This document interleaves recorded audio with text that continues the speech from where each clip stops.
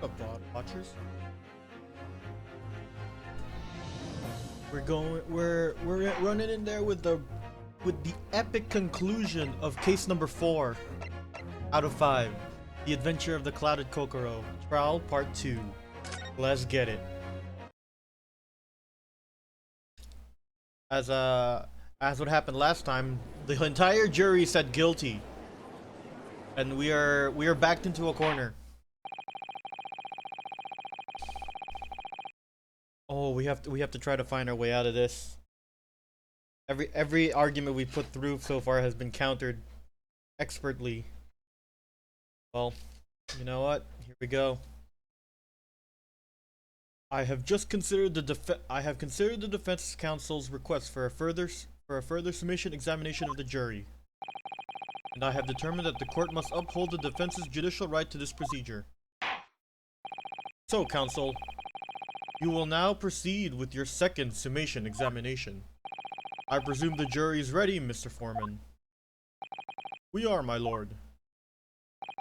Very good. In that case, I must ask each of you now to state clearly and concisely to the court the grounds on which you find the defendant guilty of the crime. Judicial finding. Let's go. The accused left behind evidence at the scene, didn't he? Those 3 books of his. There was if there was some novel alternative explanation about how the victim was stabbed, I might reconsider. Even if the woman was throwing books, it can't be related to this crime if the window was closed, can it? Hearing me, it was only a little book, hardly life-threatening even with a direct hit. Look, I just want to get out. I just want to get this over with. If I don't bring home some pay tonight, I'll be in a tiny bit of trouble. Come to think of it, I had a fire ant a while ago. Gave me the sneezes. Yes, considerably more tangible arguments from all the members of the jury this time around, it seems. With the one notable exception, of course. My learned student friend was unable to find fault in the previous testimony. So the court must accept the fact that it was the accused seen fleeing from the scene. Moreover, no one else was even at the scene of the crime to commit it. Well, if the eyewitnesses are correct, it would seem as if the conclusion is somewhat set in stone. I fail to see how it can be argued any other way. That means, I'm afraid, that during this summation examination, it's essential that you establish some other tangible explanation of the facts. Oh, Chewie? Congrats on the first. Welcome, welcome. But how? What would even constitute as tangible explanation here? Isn't it obvious? Who stabbed the woman and how? Those are 2 details that you need. Those 2 details are all you need to provide. To give us a name and a method by which the attack was conducted. There I was thinking, it'd be hard. Mr. Naruhodo, you have to do it, otherwise this really will be where the trial ends. No pressure then. That's quite enough preamble. Proceed with the summation examination, please. I presume you are prepared, counsel. Oh yes, my lord! Ryunosuke, focus your mind now.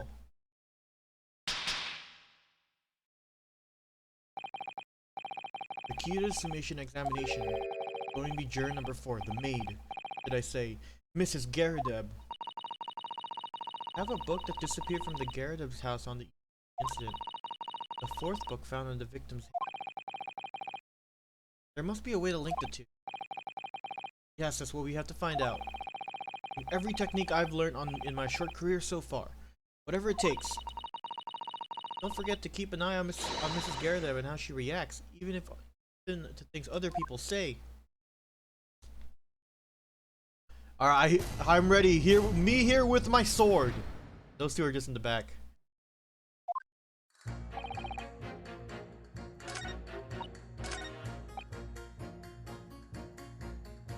Hold it! What about the possibility that the window was open?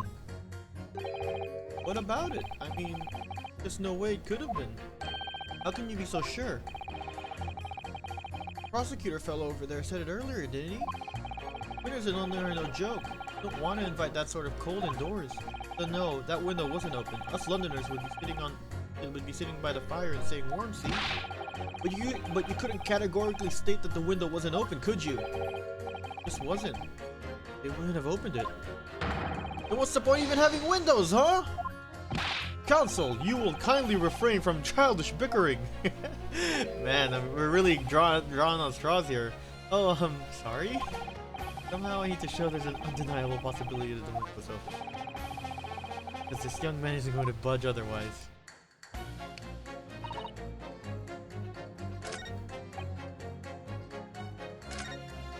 Hold it! But the little book was on fire at the time, was it not? Flames of love. I'll have you know. There's really no such thing as a loving incendiary bomb. Well, he brought it upon himself. It's playing with fire to betray a fiery love, isn't it? Well, don't you agree? Oh, well, any kind of betrayal is certainly a bad thing, yes. But I think the argument might have arisen out of a misunderstanding, Mr. Garrett. Never mind that. The point is we were just having a jovial little dispute, nothing more. And I won't have any more of these suggestions that it was anything whatsoever to do with the crime. Right, well, we'll see about that. About juror number 5. He doesn't seem to be turning a hair at Mrs. Garrett's relentless onslaughts. Almost as though he's used to it. What a gentle soul he is. Hold it! You just want to get this over with? How can you sit there and say something like that? A man's future is at stake here. Well, him and me both, like I said before. What? What I told you already, I'm a day laborer, aren't I? If I don't bring home some readies with me tonight, you'll find me floating face down the Thames tomorrow morning. What? You heard me, my missus ain't one to mess about, you know? She can be fierce, believe you me. Another shining example of marital bliss. A situation like this cropped up the other day. It was, well, you know, it's funny. I can't quite remember. It was too frightening. That's the thing. Must have been blocked out. I must have blocked it out. Uppull. I wonder if Mr. B will ever be dragged into games with a scarf. Don't even go there, Missy. Some way to jog his memory. Hold it! Does that have anything to do with your decision about the defendant's culpability in this case? Sorry? What's that? I have to speak up, lad. Could you tell us more about the fire? It was last winter. My grandchildren baked me a lovely cake for my birthday. It had 75 candles on the top, it did. What a sight to behold it was. With candles on a cake? Was it some kind of devil worship? Of course not. It was an angel cake to celebrate my birthday, obviously. Seems that a common custom here in Great Britain. Anyway, I mustered all my puff to blow them out. Only I must have blown wrong somehow. The flames didn't go out, but the candles went flying all over the room. The furniture caught and everything went up. The whole place filled with smoke. Definitely sounds like a devil worship. And by the sneezes, I presume you mean a cold? How did you catch a cold from a fire?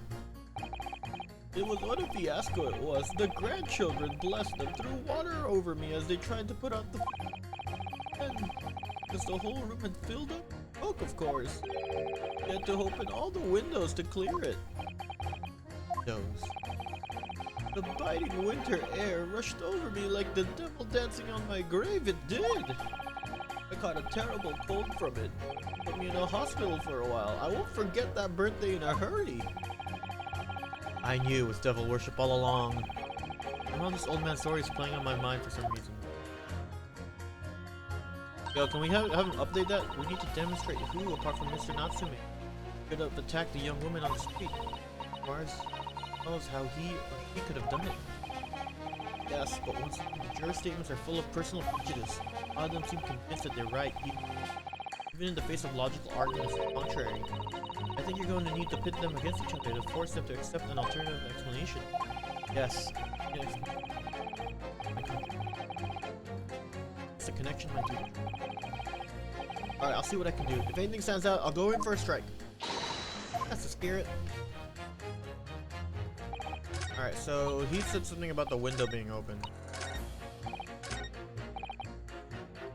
If house fires are dire, you have to open windows to clear the smoke and still get these. Yup. Objection! These two juror statements clearly contradict one another. They do? How exactly, counsel? Don't point at me again! I told you it wasn't me! What's that you say? Speak up, lad, speak up! Juror number 3, do you see? Oh, me? See what, sir? Did you hear juror number 6's account of his birthday celebrations last year? It seems despite being a Londoner, he once opened his windows in the middle of the winter. Well, yes, of course, because it was an emergency. I mean, obviously, if the room was filled with smoke from a fire, then you would be mad not to open the... Oh! Exactly. On the day in question, at the time of the incident, there was a fire in the Garrideb household. And Mr. Garrideb had the following to say about it. The whole place was filled with smoke. Oh my hat! Excuse me! Juror number 4, do you have something to say about that? Mrs. Garrideb! Oh dearie me! What is the meaning of this? How dare you imply that I'm hiding who I really am? It's imperative that you confirm something for the court. So please, it's time to drop the pretense now. What is it? When the fire started in your house that day, did you or your husband open the window? What? I beg your pardon? What are you insinuating? The room would have been thick with smoke after the carpet and bookcase caught on fire as they did. In a situation like that, it's inconceivable that you wouldn't have opened the window. And what if we did? Oh, alright then. Yes, you're right. My husband was frantically trying to open the window. It can't have been easy since I continued to give him a justly deserved book battering. Even though your house is on fire? Oh, you never stop throwing until the anger subsides. It would be terribly bad if for the nerves to do otherwise. Of course, I had realized. That's a significant step forward, Mr. Naruhodo. You managed to establish that the window was open. Simply we simply must have that added to Mrs. Garrideb's formal statement. The window was open. I'd gotten it.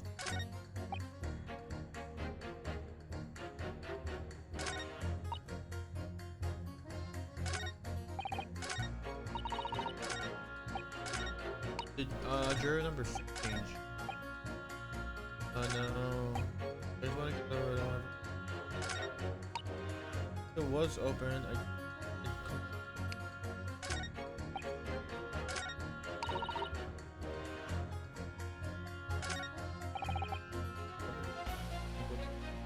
Possibility.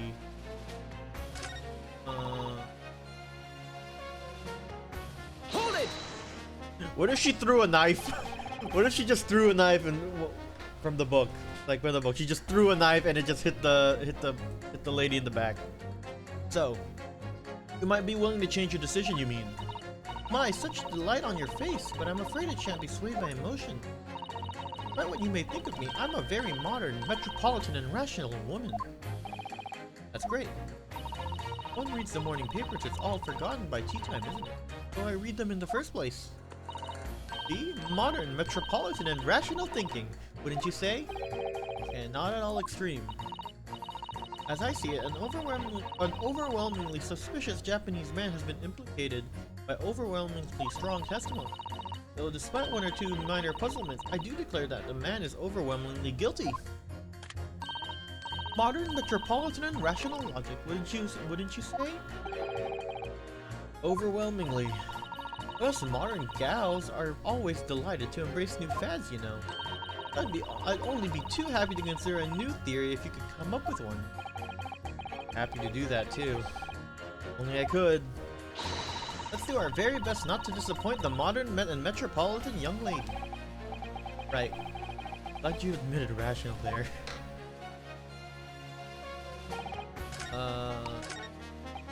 Hold it! What change at all?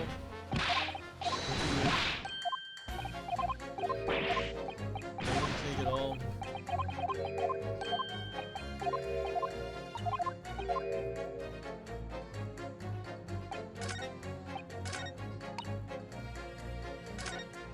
I guess. Objection! Okay, no. All that! No, that's wrong.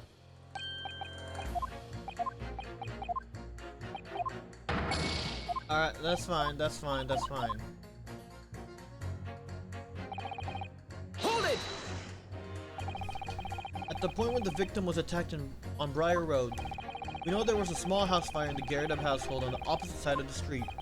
Well, yes, it certainly seems that way. On account of the smoke, I'd imagine they would have had the windows wide open though, in time for a cold. Also know that Mrs. Garrett was throwing flaming books at her husband. Her husband, who was backed into a corner by the window due to his wife's frenzied attack. Yes, that's right. But there's definitely a chance that one of those books could have flown past the man and out the window. Only... what? Only I can't really see how it could have gone all the way over to the other side of the road, that's all. Ah! I don't really see how I can change my decision, really. Oh, I see. That wasn't enough? Well, what's gonna take to persuade these people? Hold it! The fourth book found on the scene of the crime shows very obvious signs of fire damage. And the title of the book is The Lion's Pride. Same title, in fact, as the book that Mr. Garrett told us he had been reading. Well, I really couldn't say. On the day in question, did you or did you not throw at your husband the copy of The Lion's Pride that he had been reading? I did. It was the first thing I could lay my hands on, so I hurled it straight at him. Now you come to mention it. Yes. He was rather enjoying it. You're right. Why did you not reveal this information to the court from the outset? Because I couldn't, you insolent little man. I didn't remember. At times like that, you pick up and throw whatever you can lay your hands on as well as you know. I really don't.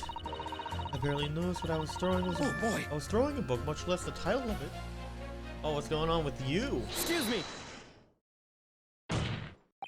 What is it? Juror number 5. You know something? I remember what it was. The memory I'd blocked. Ah. I was listening to this granny was saying. Brought it all floating back. Who are you calling a granny, you cheeky devil? I'm Mr. Scaradeb, or the maid, I'll have you know. Man doesn't even flinch. Please tell me that's not because he's used to being hit at all the time. It was about 2 weeks ago now. I just got back home from work like... I put my hand in my pocket for the wages I just earned that day, and I nearly died. There was a hole, every last penny had dropped out. Oh dear, what a disaster. I haven't heard the half of it, boy. Oh? The wife was cutting up some chicken at the time. I could hardly get the words out, but I told her straight. I've lost a day's wages, love. Next thing I knew, the blade was whistling past my ear. Stuck to the wall next to me, I did. About an inch deep. The words just terror. I could smell it then. No, the god-awful stench of the Thames. I was sure I was going to end up face down in the money banks at that night. I can tell you. Now, that's a real disaster, isn't it? Never use the word lightly again. Anyway, the point I'm trying to make is this. When women lose their rag, they'll throw anything at you. Knives, hatchets, hammers, you name it. Mr. Naruhodo, you mustn't think that all women are so short-tempered and unrefined. No, I wasn't thinking that. Throwing household objects at people is, well, so uncivilized. At least attack with honor using a bow or the like. What? Attack? Are you going to attack? Never mind. Anyway, man's words. It'd be rather significant, I think. Alright, we'll come back to the bow and arrow thing later. If I dare.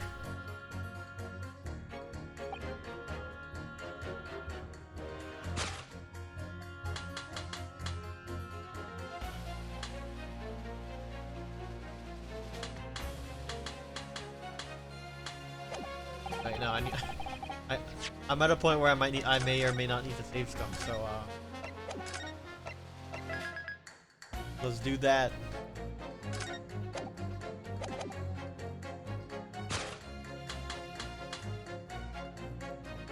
Objection! Yep. Like I said, we were in a position where we needed to save scum.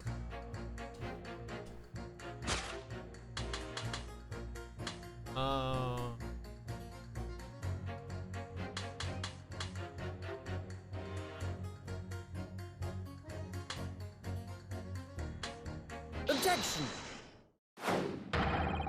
Those two statements clearly have a deep, significant connection. Good grief, you mean they don't contradict each other? Explain, counsel, at once. Here, number 2. Do you think perhaps this could be one such novel alternative? Oh my, whatever do you mean? An alternative explanation as to how the victim was stabbed in the back. What are you talking about? We've demonstrated that the 4th book, The Lion's Pride, was found at the scene of the crime. Originated in Mr. Garadev's room at the top of his house. Therefore, it's equally possible that some other object besides the book could have found its way from Mr. Garadev's household to the street below. Huh? What now? After all, Mrs. Garadev could have thrown any number of different objects at her husband. Isn't that right, juror number 4? What are you insinuating now, you little beanpole? I'm beginning to think that ever since the true origins of this book came to light, perhaps she had a feeling this might be what happened. Now listen here, you Eastern Gala. As the foreman of this jury, I demand a straight answer. You give us this yarn about some other object making its way out of the house, but what? What is it? Really taking a big gamble here. That was a bold accusation to make, but I haven't any real evidence to back it up. I'm certain. At the very least, this warrants further investigation. Alright, Mr. Foreman. I'll try to explain the defense's theory. The other object that found its way from the Garadev household to the scene of the crime was...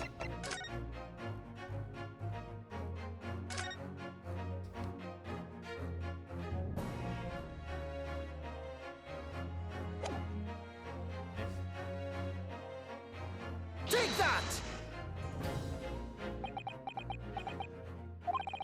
Juror number 4, Mrs. Garadev. What? What now? I must apologize in advance for this. I need you to confirm something else for the court. This knife. Have you ever seen this knife before? Oh! Good lord, counsel, what on earth are you doing?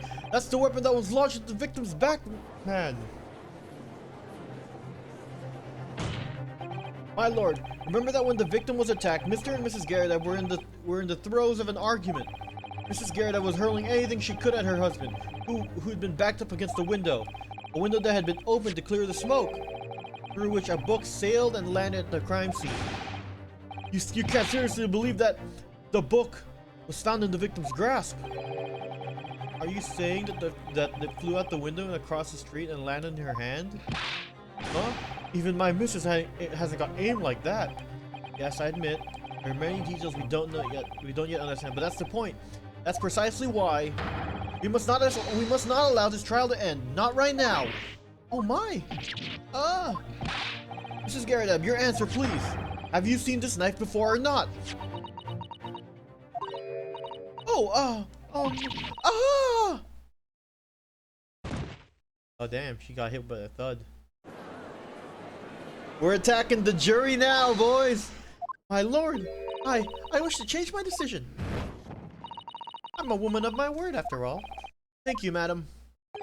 Yes, I agree. I certainly didn't see this coming, but I just don't think it would be right for this trial to come to an end now with so many unanswered questions. Mr. Foreman! I'd have to agree.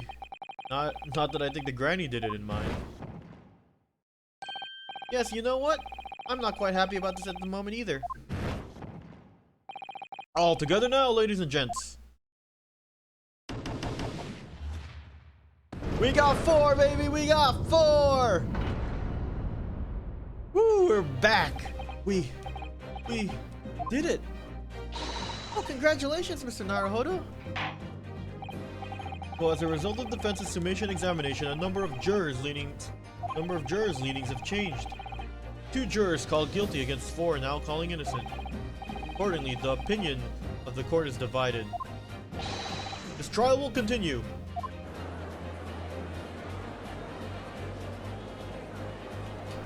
Let's go! We're back in it, baby.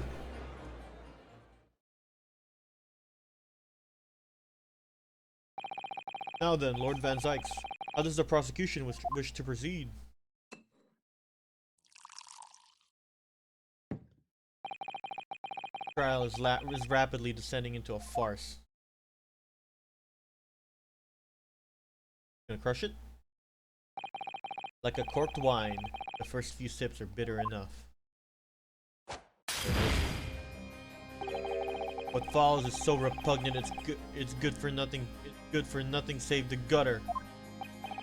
If I may, my Lord Van Zykes, the defense has just put forward a credible alternative explanation for what happened. Credible? Is that your considered opinion, Mr. Foreman? The defense's argument is a joke to which I barely know how to respond. But let me start by insisting.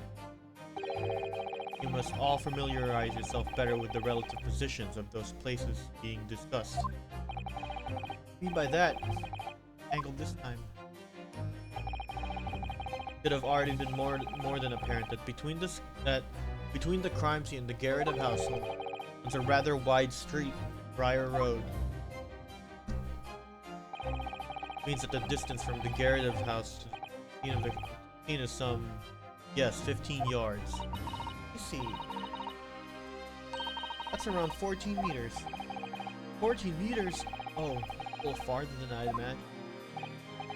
And as you ladies and gentlemen of the jury rightly noted as having portentous significance, the 4th book was found in the victim's clutches. In other words, the smoldering book wantonly hurled by the lady the house traveled some 15 yards to land on the opposite side of the road, neatly between the collapsed fingers and thumb. Is that your final conclusion, my learned and deluded friend? Did the jackknife follow a near identical trajectory to plunge into the middle of the woman's back? This fantasy is somewhat stretching the notion of having a bad day for the victim, I think. Even those pathetic serialized detective stories have more believable plots. Ah! Nothing I can say to that. That prosecutor loves the sound of his own voice. Susudo, realize detective stories are pathetic, are they? How dare he? Let's pick our battles here. My lord, might I be allowed to speak? As judicial assistant, you may speak for the defense. Yes, go ahead.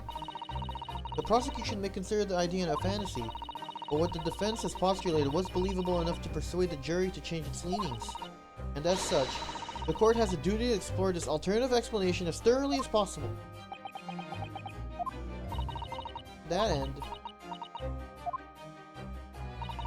juror number 4, Mrs. Joan Garrett, must be called to testify and submit to cross-examination. Saints alive, a cross-examination of a juror! Now, shouldn't the jury be like impartial to this? She's just here. Order! Order! Order! Well, this is highly irregular. It is unprecedented for a member of the jury to be summoned to the witness stand. Damn, look at him go. And unnecessary. Lord Van Zykes, there are already witnesses to the stand whose testimony the defense may further cross-examine. If my learned friend's farcical theory has any truth in it, then both a burning book and the jackknife must have flown through the sky before the couple's eyes. and we must assume they would be able to testify accordingly. What say you, witnesses?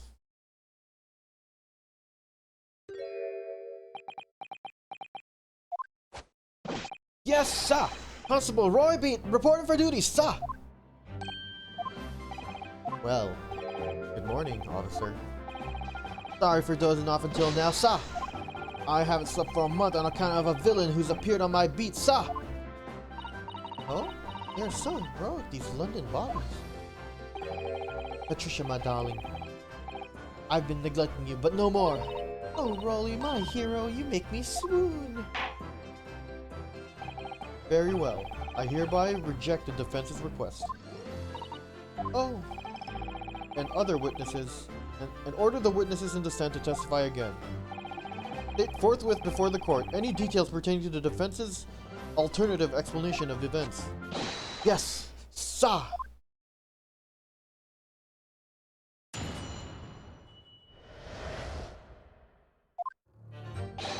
This case has nothing to do with Mr. and Mrs. Garrett. Believe me, a London Bobby is good for his word.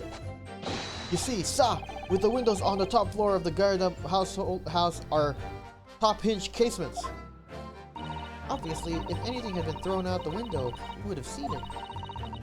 I did leave the scene to go fetch help, and my trusty Rolly here. And my trusty Rolly was there to make sure nothing was disturbed. I didn't take my eye off the crime scene for one moment, sir. Nothing strange to report on that front, sir. Well, this is quite startling. Top hinged casement windows. That detail was not in the police report, Constable. Yes, I'm sorry about that. I must have been a little drowsy. You cannot excuse your sins with drowsiness every time, Constable. No, sir! I'm sorry, but what exactly is a top hinged casement window? And you cannot excuse your ignorance with such trite remarks, my learned friend. Of course. Sorry. I found it, Mr. Naruhodo. Cast your mind back to the windows in Mr. and Mrs. Gyarados' room. Alright, I'll try. So the window opens in order to allow air to circulate inside the house. And as a top hinged casement window, it swings open along the upper edge, you see. I'm glad you've rectified your ignorance. Casement window's most prominent feature is that its stay, a metal bar which prevents the window from being opened beyond a certain amount. It prevents it from opening? All news to me. Absolutely correct, sir! In other words, if the book or knife were to have been thrown through the open window, it would have clattered against the pane and fallen straight down to the pavement below. No. See the problem then? Good. Your education in windows is complete. There was never any possibility of either the window or the knife traveling 15 yards over the road. That is, unless the window pane had been shattered, something we've discounted already. That can't be! Did you see that, Rolly? The young Japanese man just collapsed in agony. Oh yes, my darling, I saw it. I saw how he crumbled before me. Oh, Rolly, you're so strong. How's this happening? I haven't even started the cross-examination yet. Already my argument's being destroyed. Counsel, if you could drag yourself upright again. The court awaits your cross-examination. My lord? Oh good, another desperate situation.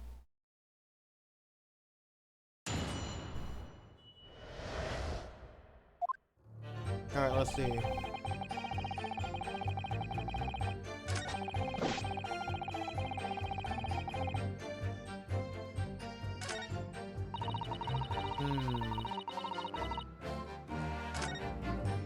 Hold it! By which you mean they don't open fully, is that correct? Yes, sir! They're just there to allow a bit of air to go through the house, you see. So they restrict as to how much they open. And and therefore anything thrown at the window from the inside of the room would simply strike the pane and fall to the street directly below. For clarity, allow me to mark the map. Here is the location where objects would have fallen. Yes, directly opposite of the scene of the crime, on the other side of the rather wide road. So hard for someone to mention this top hinge casement thing before? Well, I have another question for you, Constable. What would that be, sir? How do you even know why you would have any idea what sort of windows Mr. or Mrs. Garridow's house is furnished with? Ah, well, sir, that's very simple. See, I helped with the investigation yesterday. Excuse me! Do you have something to add, Mrs. Beat? Sorry? You look, well, delighted. There's some particular reason for that? Oh, I was just remembering. That's all. We really were so lucky. Lucky? What do you mean? Well, of course I feel terrible for the poor woman who was attacked. Don't misunderstand me, please. But we were just so lucky it didn't happen on Rolly's beat. It was so close, you see. Oh, I hadn't realized. Yes, on that street, the Briar Road that's the boundary between Rolly's beat and the next one. Isn't that right, my love? Hold the scarf. Constable Beat. Oh, yes, that's right. That's the reason I was helping out with interviewing the occupants of the Garridow household yesterday. Their house is on my beat, you see. Ah. Really was funny a compliment. Constable, I wonder if you could clarify something. Out of her book, if the Garridow household is on your beat, does that mean the pavement next to it is as well? Outside Mr. Garridow's household? Yes, ma'am. The pavement on that side of the road is part of my beat. I see. Though I wasn't unaware of that. Just think, if the woman had been attacked on the other side of Briar Road, we would have never been able to go out for that meal to celebrate our wedding anniversary. But that's the life of a Bobby, after all. Ordinary people are Bobbies, tirelessly working for the benefit of all Londoners. Do you know what I think? I think it was the good Lord's way of rewarding my Rolly for all his hard work.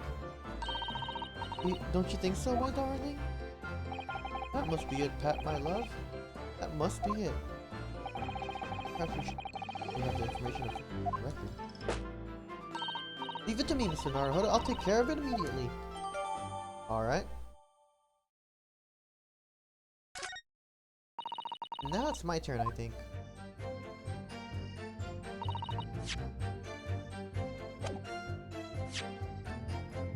So this is updated to say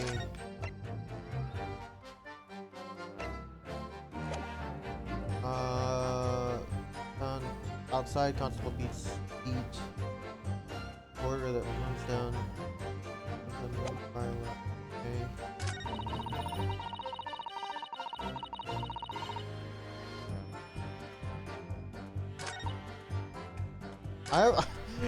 I think they moved the body. I think he moved the body.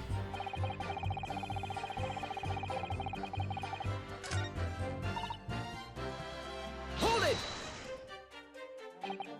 Yes, you said you went to a nearby police box to fetch another officer, is that right? That's right, yes. If it had been on Rolly's beat, I would have known exactly where I was going, of course. Don't feel bad, my love. Can't be expected to know the location of every police box on the boat. Oh, Rolly. Oh, so Rolly told me the way. Only I sort of got lost on the... got a little lost on the way. Patricia, my darling, that's why I love you. Your terrible sense of direction is bewitching to me. Oh, Pat. Oh, Rolly. Oh, please. So I suppose I was gone for about 15 minutes? But like I said, Rolly was at the scene the whole time, making sure nothing was disturbed. I was off duty at the time, of course, but a true Bobby is never really off duty, sah!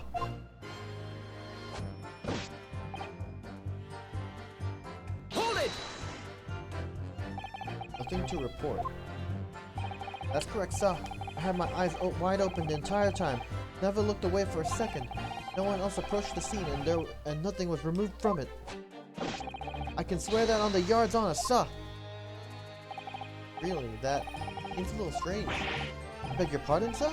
Something strange, sir? Something that seems altogether regular to me. This brick copy of the Lion's Pride was originally at the Gyarados household. The question remains, how did it find its way into the hand of the victim? Can you shed any light on that, seeing as you were at the scene of the crime this entire time? Aha! Could it be a different copy, sir? One that just happened to be burnt as well? Even if that were possible, why would the victim have been gripping the book like that in her hand? As you can see from this photographic print, she had a bag over her shoulder. Well, sir, that book was in the lady's hand from the moment we arrived at the scene. That's so. Something about the statement of constant night. The two mysteries of how the knife ended up in her back, how the book ended up in her hand. A common thread between. Sorry, Mr. Naruhodo, I had no right to speak out. What do you mean? I requested the cross-examination of Mrs. Garrett without counseling here, even if the judge did deny me. Oh, I see. Well, I agree with you. We do need testimony from Mrs. Garrett. If we're ever gonna get to the truth of this matter.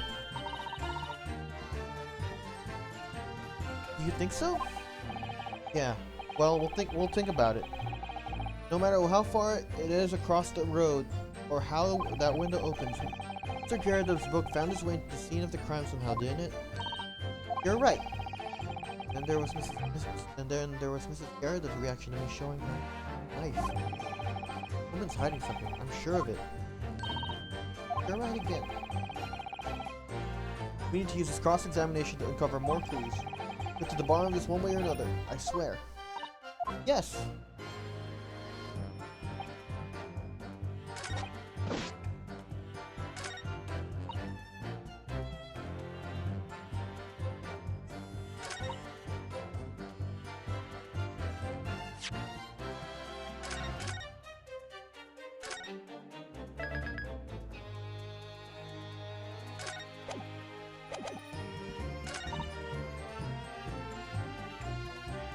Did I press this already? I don't think so.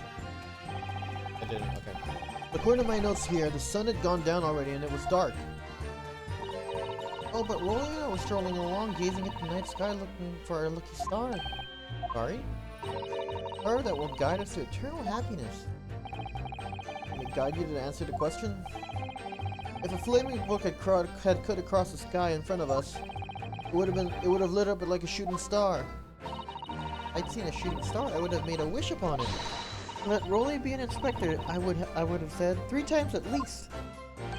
Of course, with that smog and everything, we couldn't actually see any stars. Sure, are you trying to say that neither a book nor a knife crossed the sky before you? Yes, sir, that is correct, sir. As sure as the night sky in London is starless, sir. It seems like the tongue of truth. And then we saw the poor woman fall on the ground, so we ran straight over to help her.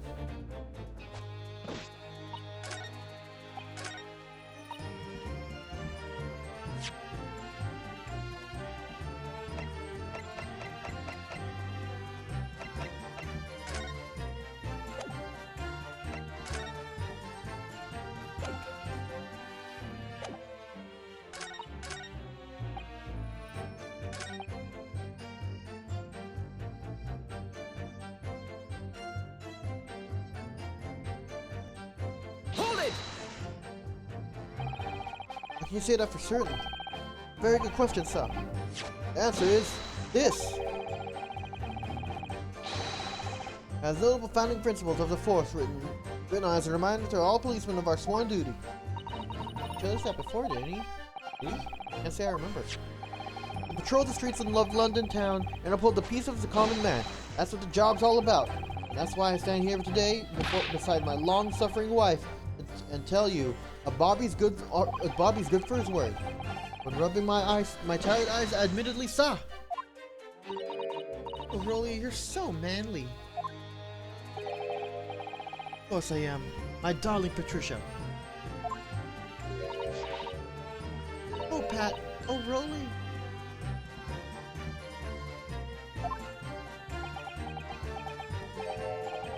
No, this is what I mean. I mean, how can you say for certain this case has nothing to do with Mr. and Mrs. Garrett? Ah, I see. You should have said so earlier, sir.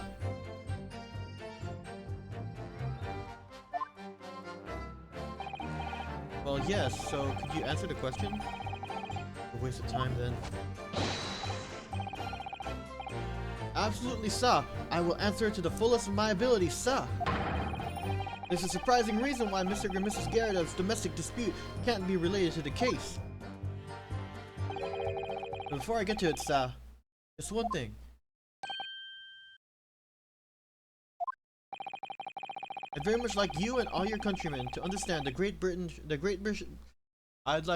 I'd very much like you and your countrymen understand the great British institution of Scotland Yard. So I hope you take back I hope you'll take back some tales of us London bobbies, how we uphold our guiding principles. I wasn't planning on going back just yet. We just arrived here. To that end, sir, I'd be happy to lend you my warrant card for your perusal. I warn you, you won't be able to get through it without sending a few cheers. Thank you. I'll try. Alright, we got a warrant card.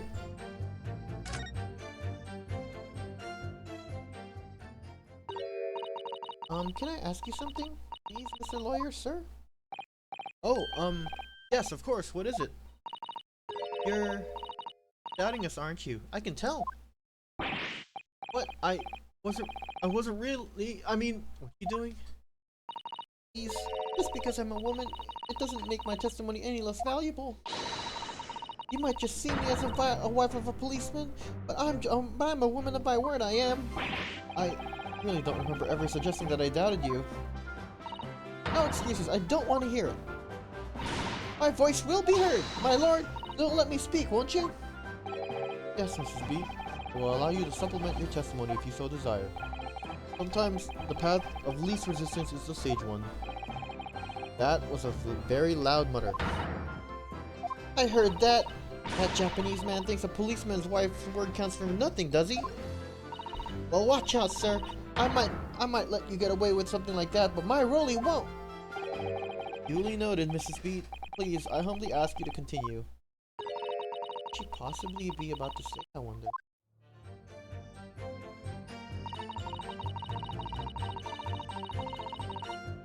Nowhere saw my eyes never let me down.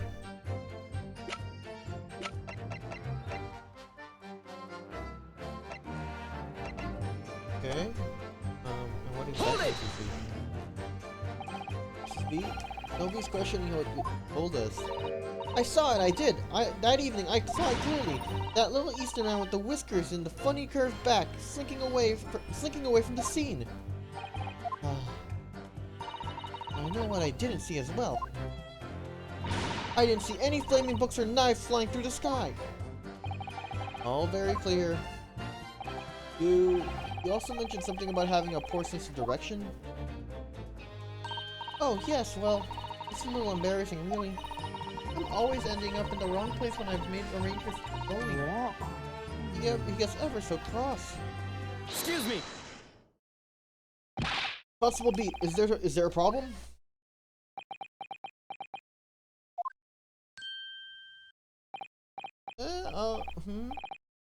No, sir. No problem, sir.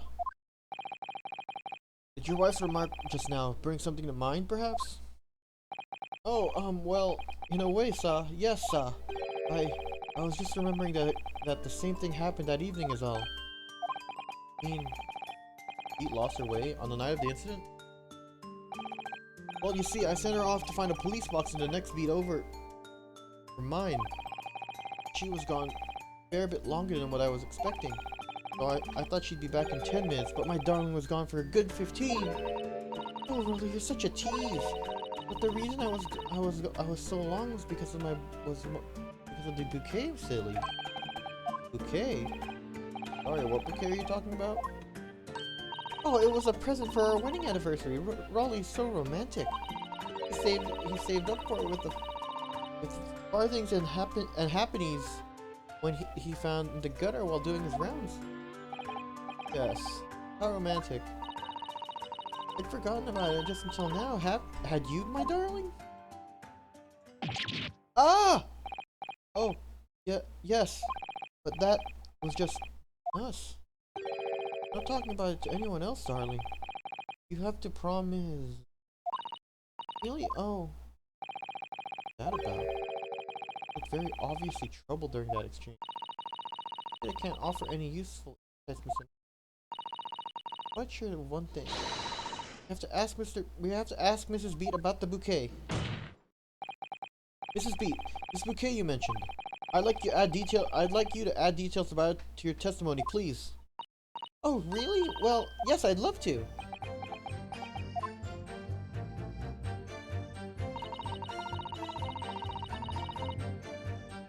Drop my bouquet and away for a while.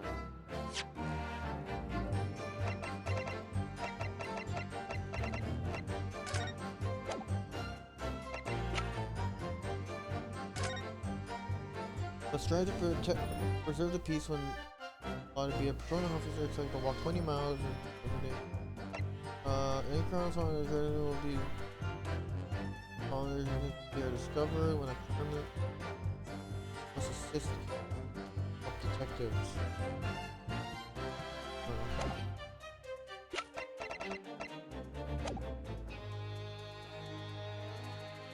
Hold it! You mean you dropped the bouquet at the scene of the crime? Yes, that's right. Oh, I was so upset. When I ran over and saw it was a woman with a knife in her back, I was so shocked I dropped the bouquet Rolly gave me. It was in a dark spot where the streetlights weren't casting any light, so I didn't notice it first. Then went to the police box to report it to the policeman whose beat it was on.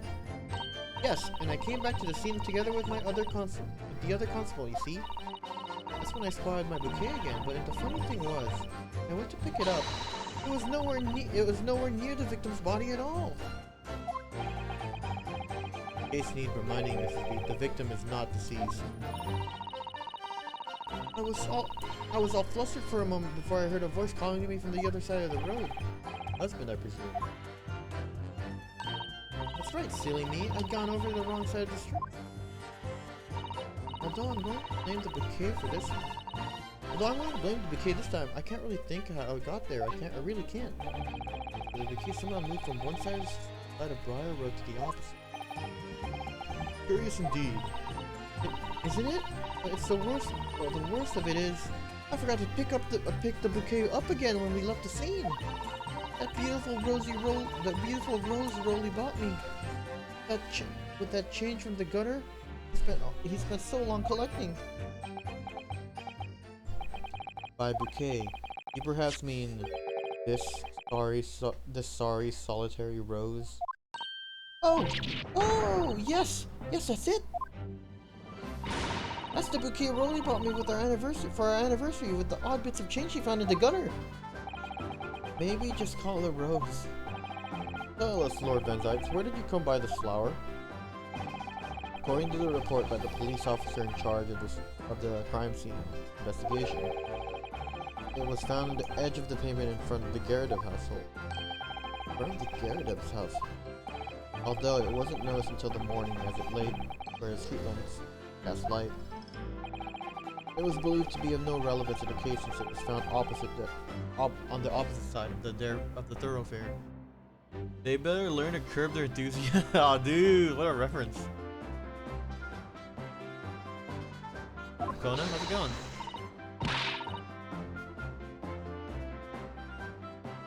Oh, thank you, sir. Thank you. Could I have it back now, please?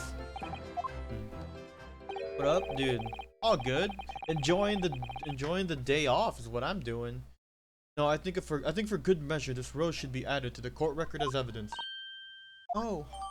All right. Well, bouquet for one flower is kind of strong, but it's a symbol of our love. I want it back after the trial. Do you hear me? I want it back. Good grief! Rest assured, I shall do my very best not to forget, Mrs. Beat.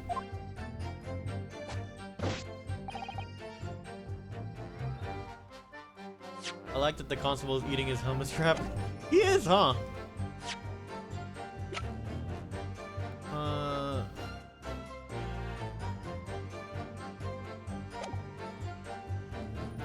Alright, so he says he didn't.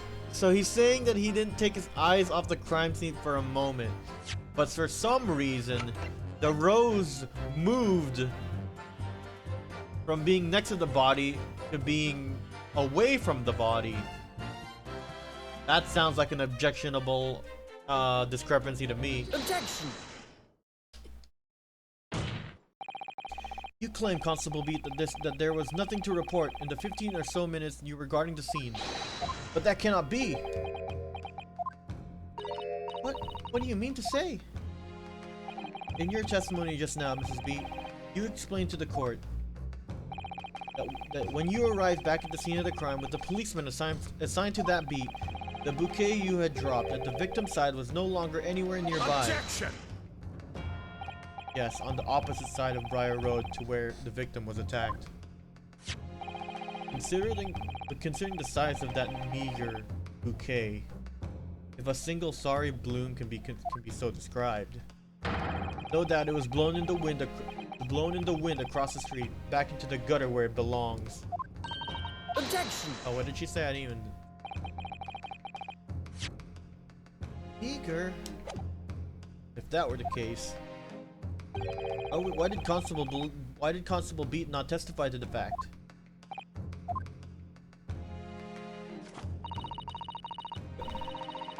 That constable eating his helmet strap, falling asleep, dude. He seems overworked. No one else approached the scene and nothing was removed from it. Constable Beat swore to that on Scotland Yard's honor. But the bouquet belonged to me. And they never rose to the occasion. It has nothing to do with the case. That's why Rolly didn't mention it, I'm sure. No, because sadly it was not only your bouquet we're talking about here. More than one thing in this case is the mysteriously one more thing about in this case is mysteriously the wrong way around. What are you talking about? Think about it. Besides Mrs. Beat's bouquet, there's Mr. Garridub's book. Mr. Garridub's copy of The Lion's Pride, which was thrown out the window by his wife, would have struck the pane in the casement window and landed here on the west side of the street. And yet, it was actually found here on the opposite side of the road, in the victim's hand. Meanwhile, according to the testimony we heard, Mrs. Beat's bouquet should have been dropped here at the scene of the crime, the east side of the street. But in fact, it was actually found here on the opposite side of the road, in front of Mr. and Mrs. Garridub's house. There's no logical explanation for these.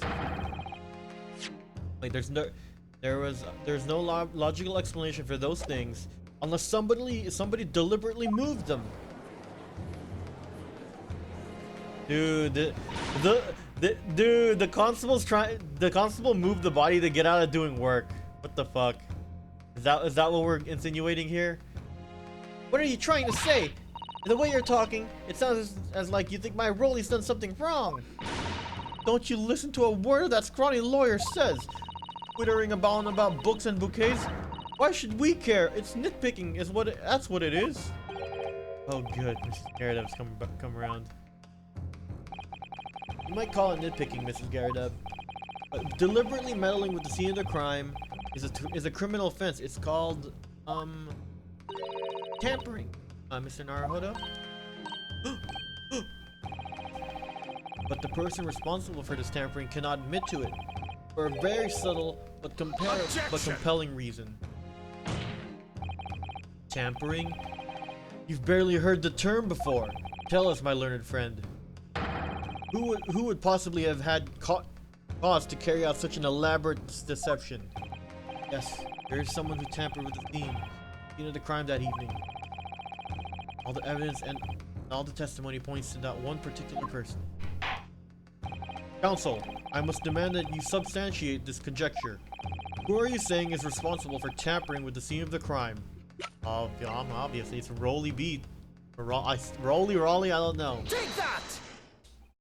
Obviously, there's one person who it could have been.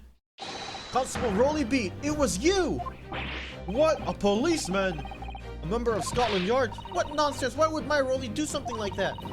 There's no one straighter than my husband. No Bobby works more tirelessly for the people of London. Beat, you said in your testimony that your husband asked you to go to a nearby police box to fetch the officer on duty. The 15 minutes that you were absent from the scene, the only opportunity anyone had to tamper with it. You're making it up. That's all nonsense. All lies. What about that Japanese man with the whiskers? I bet it was him. He did it. Objection! How could he tip Beat off? Dude. Going out here with the jokes. If that was true, Constable Beat would have seen him do it. Oh. And forgive me for pointing it out now. When you dropped your bouquet, it was after the defendant had fled the scene. Ah, well. Objection! First you make accusations about the landlord and his wife, and now you incriminate a policeman as well. But your accusations lack one very important thing. You claim the crime scene was tampered with, but there's only one reason anyone would commit such a reckless crime, to hide something. That's right, he's right. My husband and I just happened to be there, that's all. Why would we have anything to hide? It doesn't make sense. You've offered no motive for his alleged tampering. Until you do, your accusations are nothing but empty threats. Dude, he wants to get out of work. If it was in his jurisdiction, he would have had to do work. That's the motive. Constable B had a very good reason for wanting to tamper with the scene of the crime. That's the key to this entire affair. Naruhodo, have you managed to solve this mystery? Counsel, you have made a very serious accusation against a London police officer. You are mistaken. I'm sure I need not point out that your reputation as a lawyer will be irrevocably damaged. Irrevocably. With that stark warning in mind, you will now explain to the court the motive for this alleged tampering. Yes, my lord. A deep breath, guys. Constable Beat's motive for tampering with the crime scene was to hide the victim fell. Where the victim fell to the ground. That is what this Bobby had to cover up at all costs. What? Where the victim fell? You mean where she was attacked? What are you talking about? We told you at the very start, didn't we? On the pavement on Briar Road, we saw it happen. It was right here, as if anyone didn't already know. That's certainly what everybody has been led to believe. But in fact, that wasn't where the victim was stabbed at all. Huh? What? I like how she just hides behind her husband. I'm beginning to wonder where this tumultuous trial will end, counsel. If that's your assertion, then the court is dying to know, my Nipponese friend. Where are you proposing that the crime scene actually took place that evening? Right around here. Take that! But that's on the opposite side of the road. I don't understand. On the evening in question, Mr. Garrett's book fell directly down from the open window above, and your bouquet, Mrs. B, never moved at all. What did move was the scene of the crime itself. Good gracious! Objection! Perhaps you haven't been listening to the ample testimony the court has heard. But these witnesses both saw the moment the attack took place. That's right, I saw it with my own eyes. It was 5 o'clock in the evening and already dark. There was a typical London fog in the ground. When you saw the incident unfold and ran to the victim's aid, that was actually on the west side of Briar Road. No, that's not true. It can't have been. Constable B had then arranged for you to be absent for a while by sending you for help. And during the 15 minutes you were away, he transplanted the crime scene. He moved all the things shown in this print: the victim herself, the 4 books, He moved everything, in fact. The pavement on the east side of Briar Road. Extraordinary. But the constable overlooked one thing. What? What did he overlook? The bouquet, I presume. Exactly. The prosecution told the court just a few minutes ago that about the discovery of the rose bouquet. Lord Van Zyke said it wasn't noticed until the morning as it lay where the street lamps cast no light. Ah yes, it couldn't be seen in the dark, obviously. Which is why it was only the bouquet that was found in its original position on the pavement on the west side on Briar Road. And that is the defense's theory about what really happened that evening. How do you respond? Constable Roy Beat.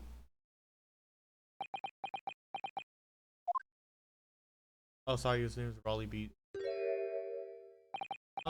Well, I'm very sorry. I didn't mean to nod off again, but I haven't slept properly in a month. Did I miss anything important? Oh, Rolly. It isn't true, is it? What that lawyer said is all lies, isn't it? I know it is, because you're the most upstanding, righteous man I know. I had a terrible dream.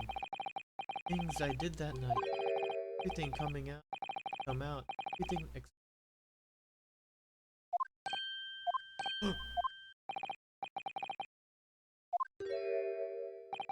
It wasn't a oh. Good golly! Order! Order! Order! What on earth is the meaning of all of this? Oh, Rolly, why? Why would you do something like that? Moving a corpse is a criminal offense, isn't it? Dad, you should do. Constable, explain yourself. Why would you do this? As a respected member of Scotland Yard, your duty is to protect the good of people of all of London town. Lisa. But what? I'm ever so sorry about this. You're damaging the Yard's reputation for everything. I have a possible explanation for why on that particular evening, Constable Beat felt compelled to move the scene of the crime. I can think of one reason. What? How could you possibly know? You, a foreigner presuming to understand the mind of a Scotland Yard policeman? And yet, Lord Van Zyke, it is this foreigner who has uncovered the startling truth of the matter thus far. I believe it would have been beneficial to the court to hear this extraordinary young lawyer's theory. Counsel for the defense, if you please. Yes, my lord. Now then, I think you had better show us some evidence. At once, my lord. England, Japan. No difference where you come from. Human emotions are the same. And I think I have a fairly good idea of the feelings behind this man's actions.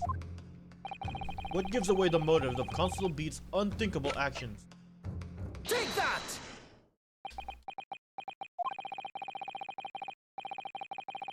Alright, wait, actually, before I read, right here, any crimes fall under the jurisdictions of the beat in which they are fall under the jurisdiction of the beat in which they're discovered. He didn't want to do the work. He didn't want to do that. He didn't want to do that in item 1. So he moved it somewhere else. It was just in the border. I realize that I'm a foreigner in this land. I have only just arrived from Japan, which is why all this information about London's so-called bobbies is completely new to me. I learned that though honorable, patrolling the beat is the most demanding work of the world, for example. Keeping the peace, looking after the citizens on his beat in all kinds of ways.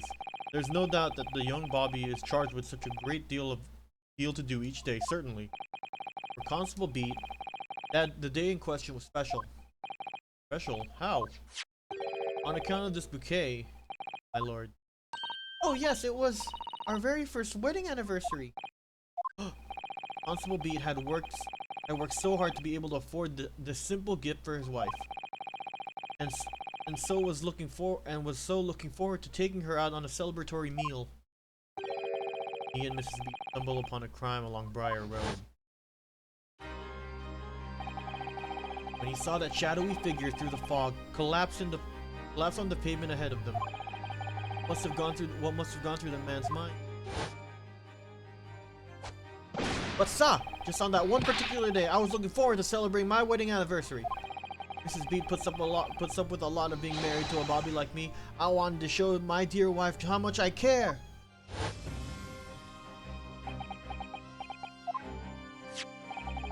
This is the warrant card that Constable Beat offered to lend me earlier. Inside, among the rules for patrolling policemen, it says, when a crime is discovered on his beat, a policeman must assist with the initial investigations and help detectives. Aha! Constable Beat. Is that or is that not the reason why you moved the whole scene of the crime that day? Yes. Everything you said. It's alright. That's it. It was all to do with the boundary of your beat. Oh! Exactly. To summarize, the incident actually occurred on Constable Beat's beat. Good gracious, Constable! Do you realize the gravity of what you've done? It's the first time since I became a copper that I'd ever cursed God. Stay close to me, Pat. The criminal could be lurking somewhere. I ran over to the scene. I had every intention of doing my duty as a police officer. We've got to report this to the station as quickly as possible. But then it dawned on me. I realized where we were, where the victim was lying, and what that meant for me. A crime was discovered on his beat. A policeman must assist with the initial investigations and help detectives. Here, why did this have to happen here? Why tonight of all nights? Why?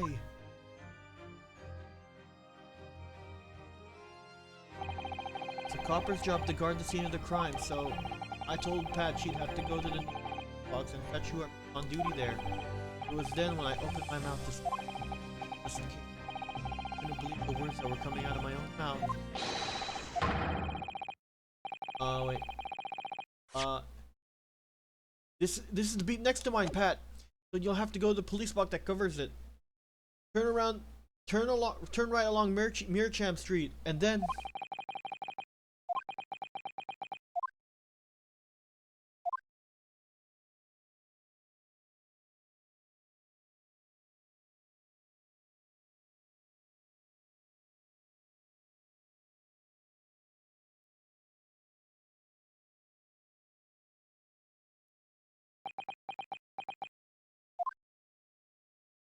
Oh, he unbid it.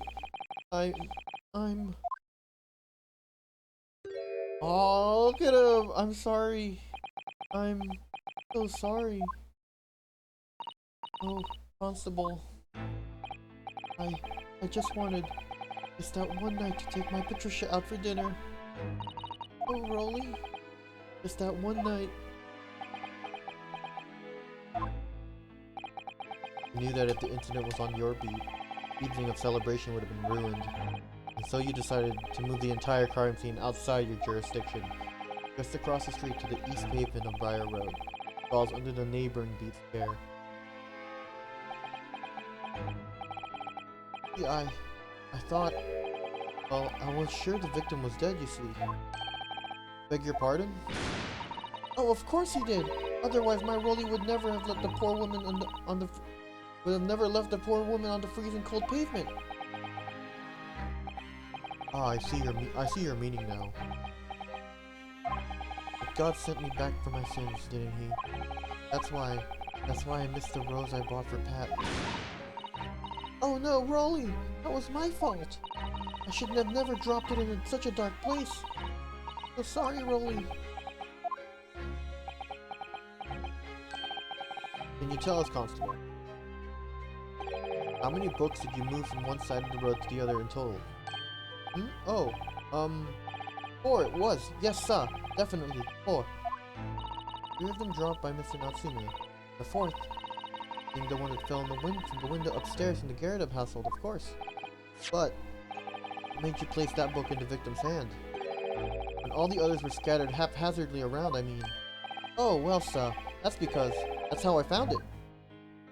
How you found it? What do you mean? When we first ran over to the scene, the victim was already holding the book. So when I moved everything, I made sure it was still in her hand. For sure, this book, The Lion's Pride, that the victim was holding. Oh yes, sir. No doubt about it, sir.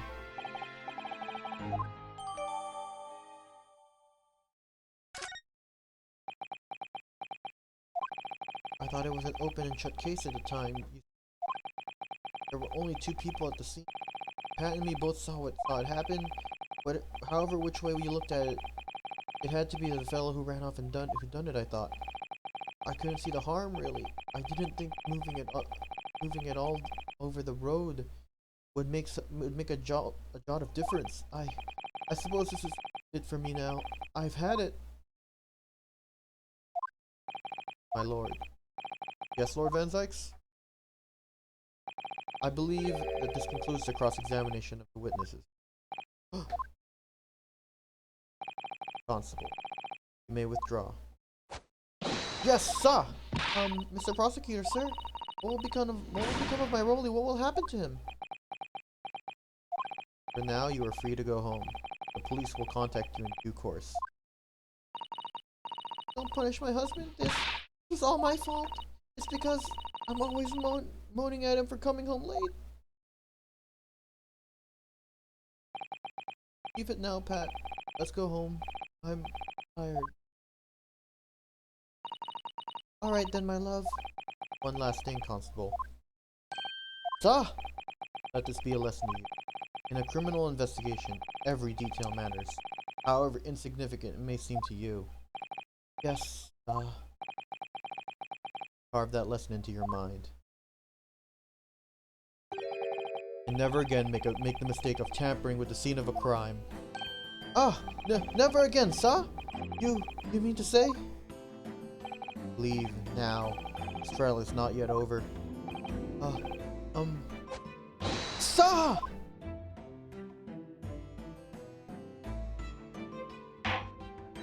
Well, quite a startling revelation, I must say. Whoever thought of third-party transplanting the entire scene of the crime like that? Indeed, my lord. Nevertheless, there are some immutable facts here, principally that the accused, Mr. Sosuke Natsume, is the only person who could possibly have committed this crime. Objection! No, I disagree. Now that we know the true scene of the incident, there's someone else. Another person who could be responsible for the knife in the victim's back. Forgive me for being presumptuous. I believe the prosecution is probably well aware of this possibility already. Lord Van Zykes, is this true? Very well. Name the person if you will. Further investigation is warranted. The prosecution has no objection to the trial continuing. Yo, Solomon? Oh, does that mean he beat Mario RPG randomizer? What up, Solomon? What up, Raiders? Streaming for 6 hours is too many hours? Dude, 6 hours is a lot of hours, dude. But you were in it for the long haul.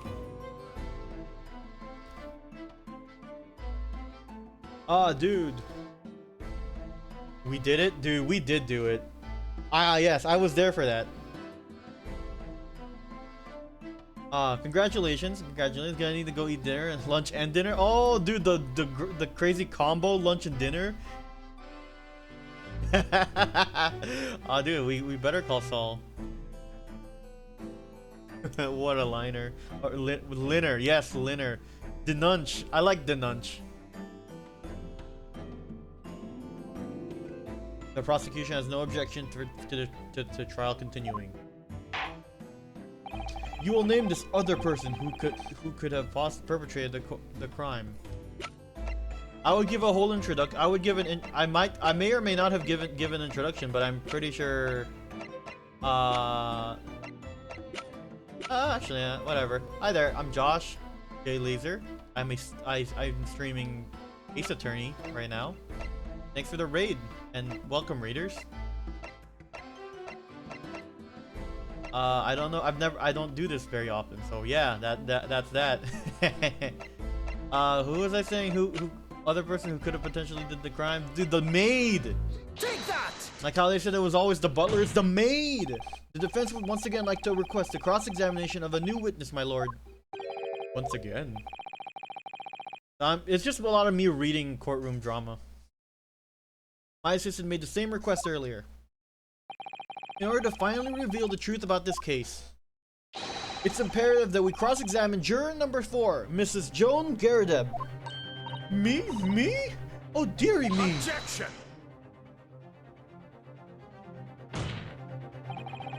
That request has already been denied. But the situation is very different now.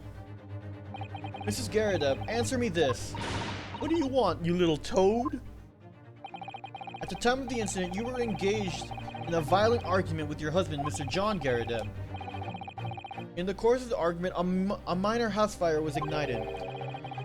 And to clear the smoke from the room, your husband opened a window that looks out over Briar Road. Well, what of it? You threw this book at your husband when he was cornered with his back against the window. Upon striking the pane of the open-top hinge casement window, the book plummeted directly down. Finding its way, what we now know to be the true scene of the incident.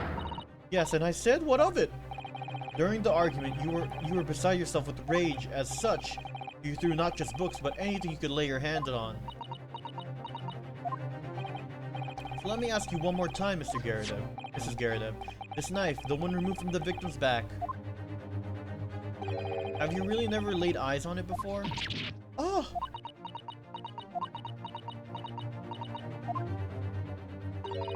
I don't recall it.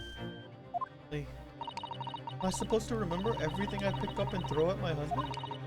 And anyway, the man over there, all that regalia said members of the jury needed to testify, did he? Conveniently, yes. Objection! No, I have no recollection of saying that at all. Juror number 4. Oh? Make no mistake, you jurors are not special in any way. You are not immune to the judicial process. You know something about this knife, madam. Let the truth come out. But that's just a common old garden. That's just a common or garden knife. It could have come from anywhere. We have seen several like that at home. If one went missing, how would you expect me to know? What's that? Are you joking? What are you saying? Please, Mrs. Garadeb. Now you listen to me. I refuse to believe all this nonsense. I couldn't bear the thought of that I'd injure someone. Do you hear that? I couldn't bear it. Oh, the poor woman. So, yes, I want evidence. I want to see hard evidence if you're going to insist on this being my fault. You're going to have to prove to me that I threw that knife, if that's what you think. Come along now, chop chop. Do your worst. Well, Mr. Naruhodo, if I had evidence like that, believe me, I would have thrown it at her already.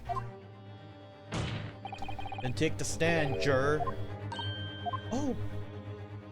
The prosecution does not object to the defense's request to cross-examine this woman. Thank you, Lord Van Zykes. I'm going to have to testify? Juror number 4.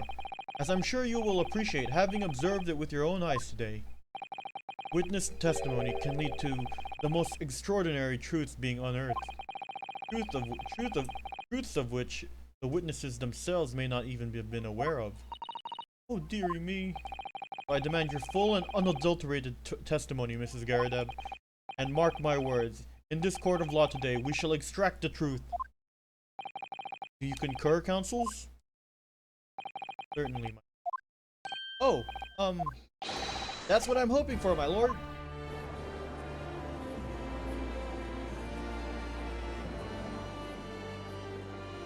It's such a strange feeling. For the first time since arriving in this country, it actually feels real.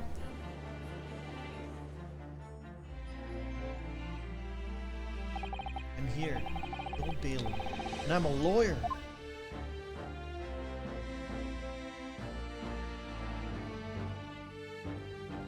Witness, state your name and occupation. Oh, yes, my name is Joan Garadeb, and well, I'm a juror, and such like. Sounds like even she doesn't know if she's a housewife or a maid or what anymore. The court has decided your testimony is required in order to clarify matters in this case. Do you understand, madam? Yes, my lord. You will tell the court everything that took place in your house on the evening in question. And I warn you, do not attempt to hide the truth. Oh, dearie me. Chin up, Joni. Nothing to worry about now. Oh shit, it's the dude! It's the dude with his moon head! Oh, I didn't know you were there, John.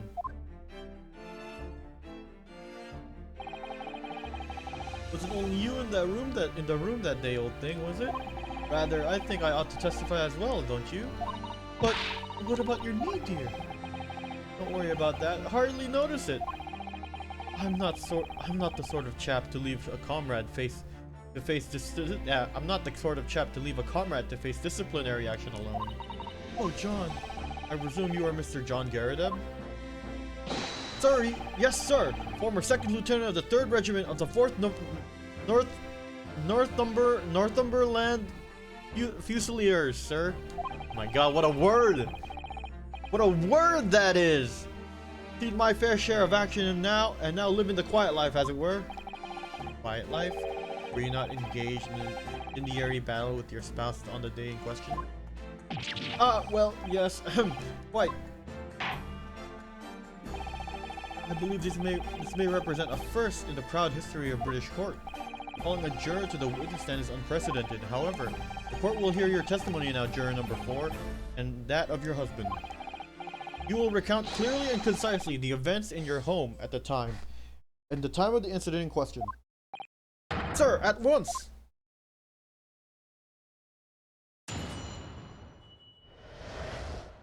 The Battle of Garadeb. Yes, on the day you were referring to, the wife and I did have a bit of a skirmish. Can't recall the reason now. Knocked the candlestick over and set fire to the carpet. Soon had it out though, and got the windows open. Meanwhile, I was picking up whatever I could find to throw at him. Plenty of knives around our place. Can't say I'd noticed if 1 or 2 went missing, I'm afraid. If that bally thing in the victim's act was one of ours, you'll have a job proving it, I think. Sounds as though quite the battlefield in your household that evening. Although an entirely one-sided assault, it seems. The enemy caught us on the hop, sir. We had no choice but to dig in and take the defensive measures. To be honest, if the enemy had kept shelling us for another minute, we'd have been toast. Of course, a veteran such as myself is only too aware of that on every battlefield, you just have a gnat's whisker from death at any moment. Are we still talking about a marital quarrel here? Well, I must say, I'm dubious that this testimony will shed any light on the origins of this jackknife. In combat, one's focus narrows such that surroundings are barely known. These witnesses may not be able to offer anything more than they have just already testified. Maybe a dead end. Thanks, Mabel. Well, whatever the chances. We only have this last cross-examination to uncover the truth, Mr. Naruhodo. Yes, I'm afraid so.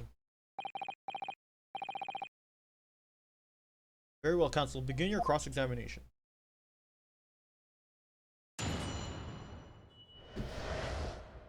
Okay.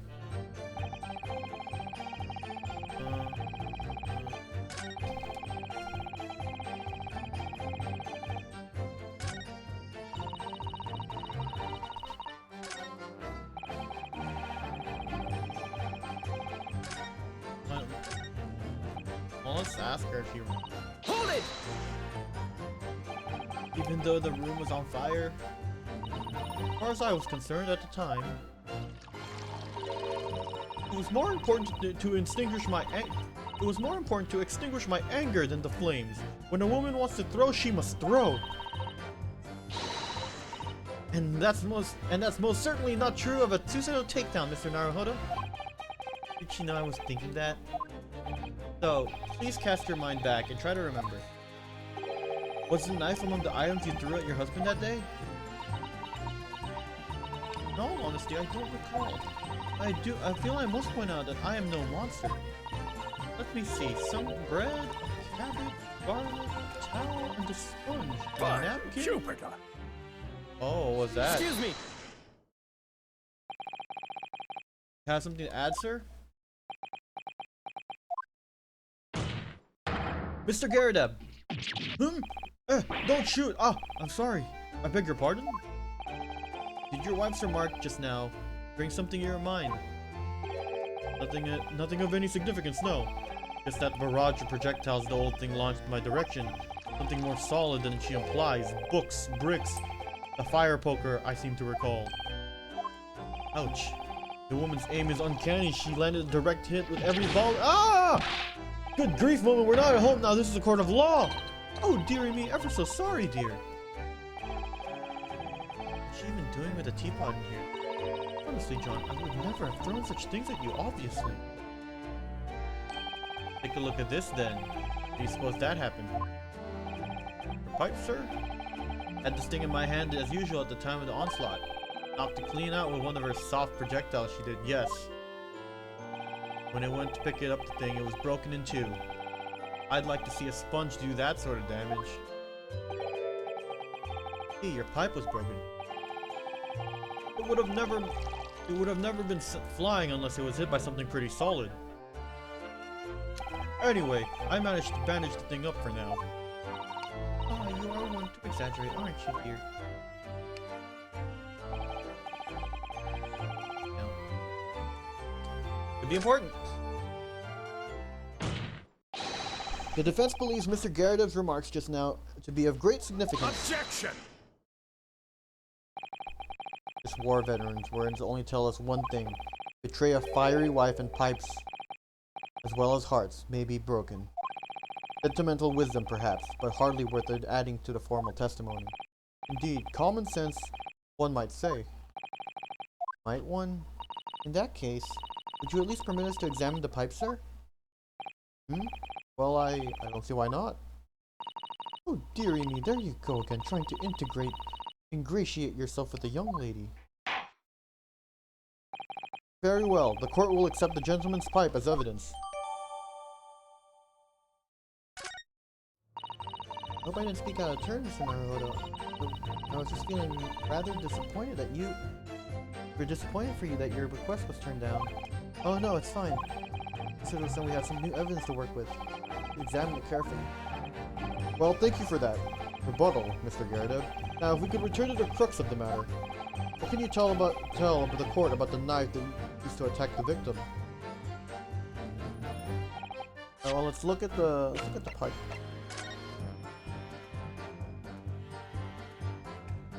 Oh, what is this? What is this? Oh, something just twinkled inside the chamber of the pipe there. Yes, I saw it. Something stuck in there, I think. Let's turn it over and give it a shake. What's this? It's a tiny fragment of metal. It looks like the tip of a blade or something. Tip of a blade? Surely it couldn't be. Oh, let's go.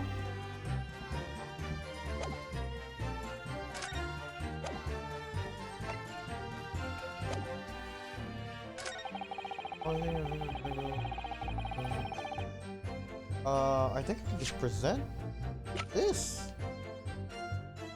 Objection! Mr. Garadev, can I ask you to take a good look at this, please? You can ask, but I can't see a bally thing. Can't?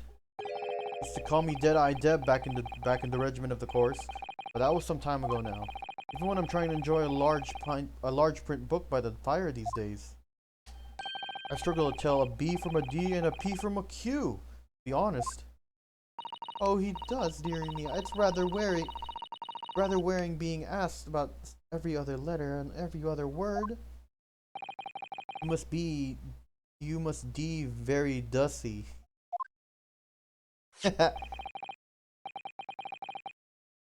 What is that? A tiny scrap of metal? Yes, almost certainly from the tip of a blade. and what may appear to be the first, and what may appear at first to just be a tiny scrap is in fact a crucial piece of evidence. Interesting. And where did the defense come by this evidence? It was lodged in the chamber of Mr. Garridub's pipe. My pipe, you say? By Jove, I wonder how it got in there. What precisely does this fragment of metal signify, Counsel? Are you suggesting that it is some way related to the matter of the stabbing on Briar Road? Ah, it's all coming together now. I am. What? When put together with another piece of evidence already in the court record, I believe this tiny fragment of metal will unravel the whole truth of my case, my lord. You appear rather confident in that extraordinary statement, Counsel. Very well, then present the pertinent evidence to the court. What evidence, when paired with this fragment of metal, is allegedly reveals the truth of this entire case? Okay, let's just double check, right? So if we open it, right? Can't help but notice it's missing the tip. Oh, look here, Mr. Naruhodo. Look at the tip. A small piece of the blade appears to be missing. Wait, part of it is missing. Could be wrong, but I just got a feeling. Remember this? Ah, that's the tiny fragment of metal we found inside Mr. Garridub's pipe. Yes, and just maybe. Oh my, it's a perfect fit. Somehow, I just knew it. Take that! Yep. That takes the cake. This is the knife that was found in the victim's back. If you look closely, you'll see that there is a small piece at the tip of the blade that is missing. A common issue with the inferior blades sold at unsavory street markets. Criminals who use them regularly leave the tips lodged in the victim's bones. And what of this particular knife? No doubt it is a tip that suffered a similar fate, now languishing somewhere near the spine of the victim. No, that's not the case. The tip of this particular knife's blade is the very fragment of metal we discovered in the chamber of Mr. Garridub's pipe. Good grief, Lord Van Zykes? I don't believe it. The knife from the crime scene and this fragment of metal are a perfect match. Good golly gosh! Order! Is this some sort of Eastern sorcery? No magic, my lord. This is a miracle. A miracle? The Lord Van Zykes has figured it out, has he? Counsel, explain this extraordinary coincidence at once. Yes, my lord. The crucial point we have to ask ourselves here is when did the fragment of metal find its way inside Mr. Garridub's pipe? Something that was clarified as in the most recent witness testimony. I had this thing in my hand as usual at the time of the onslaught. Knocked it clean out with her soft projectile, she did, yes. It would have never been sent flying unless I was hit by something pretty solid. Oh, dearie me. During the argument between these two that occurred just as the victim was on the pavement below, Mrs. Garridub flung this knife at her husband. However, the knife missed Mr. Garridub instead of striking the pipe in his hand at the time. Caused the tip to break off. Of course. Good lord. Yes, and that is when the tiny tip of the blade found its way inside Mr. Garridub's pipe. The chances of that are 1,000,000 to 1! And yet there's no other credible explanation for how the tip of the blade ended up in your pipe. Then, after losing its tip, the knife ricocheted off the pipe and flew out the open window. Ugh. In short, this knife, which fell from the window of the Garridub's house, is the very same knife that struck the victim in the middle of the back on the street below. Oh gosh, oh dear, oh no! Damn, one big accident is what this was?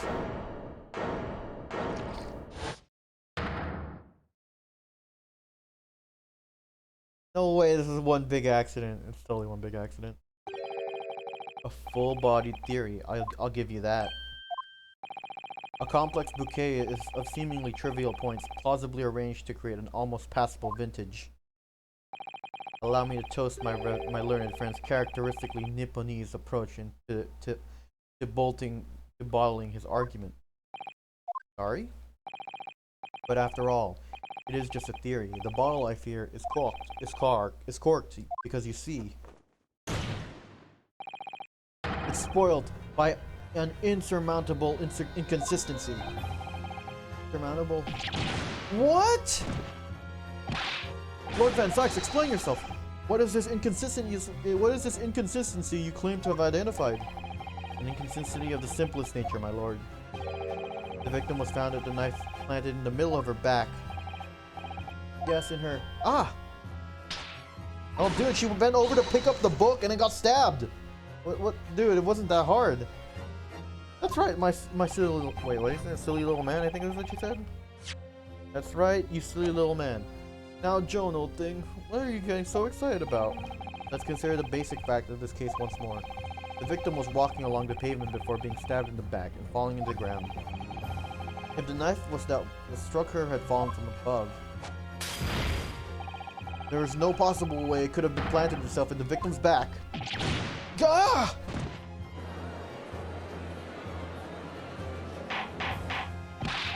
Order! What? Right, you see, that's exactly right. If the knife had fallen her from above, it would have struck her on the top of her head. Well,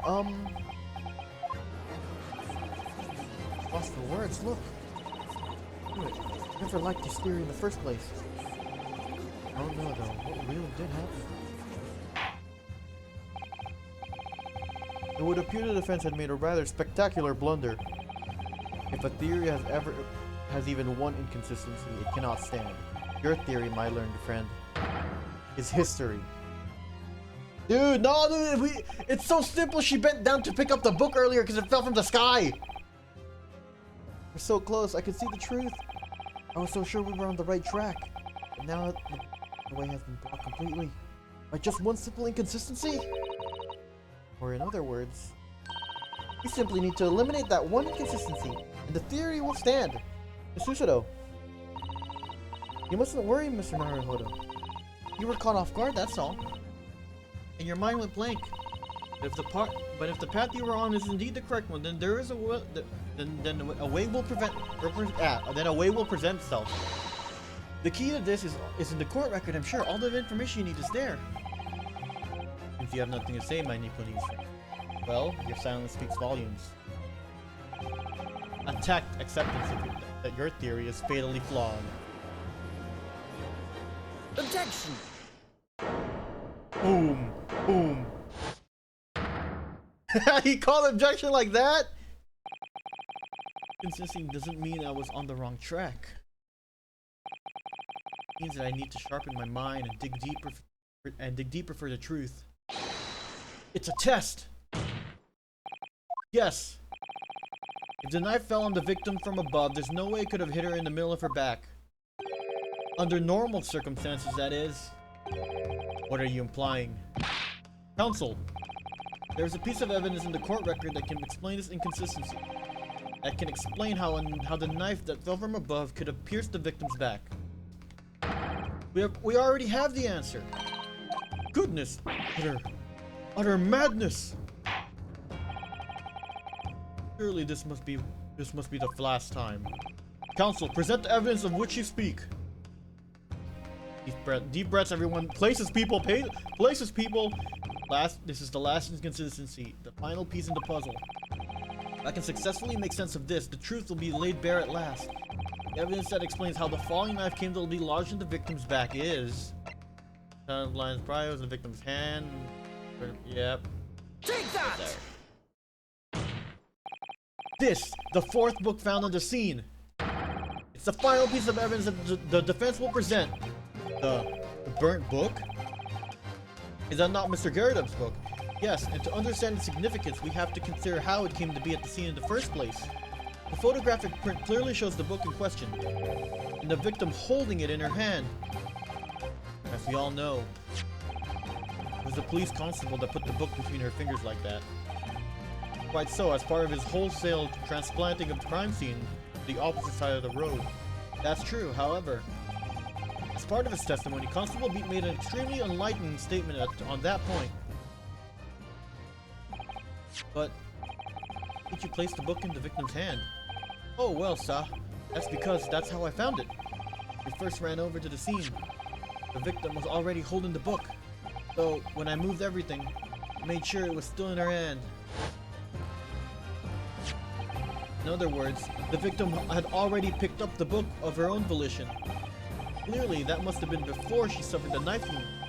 Well, I shouldn't say so. After being attacked with a knife, I don't imagine she'd have been doing much of anything else. So the question becomes, why did the victim have that book in her hand? By Jingo! I think I'm beginning to see what may have happened now. Oh dearie me! Know that the book fell from the top of the Gyarados household on the pavement below. Precisely that moment, the victim was walking past. Yes, exactly that moment. The young woman was walking along the street in the light fog, when all of a sudden, a book fell right in front of her. The book I threw? Yes, Mrs. Gyarados. And what do you think the woman did? What would you do if you were walking along and suddenly a book landed in front of you on the pavement, just like Death Note? Well, I really can't imagine it, but I suppose you might have reached down and picked up the book. Yes, that's exactly what the woman did, in fact. She picked up the book. Oh, heavens! And when the woman reached down to pick up the fallen book up, what position would her back have been in? That's right, facing the sky, completely and utterly defenseless. Then, the very next moment, while the woman was still bent over picking up the book, the next object fell from the room above, the jackknife straight into the middle of her back. At that same time, walking by chance directly behind Miss Green, was the defendant, Mr. Soseki Natsume. Well, I never! It appeared to Mr. Natsume that the woman simply collapsed on the floor. In the darkened fog, he didn't see the knife falling from her above. Oh! And from the other direction, the constable and his wife saw no one but the victim and her apparent attacker. There was never a real culprit to run from the scene of the crime in the first place. No, this was nothing more than a series of unlikely events that culminated in an unfortunate accident. And that is the real truth behind this case. We got him. We got him. Well, Mr. and Mrs. Gyarados?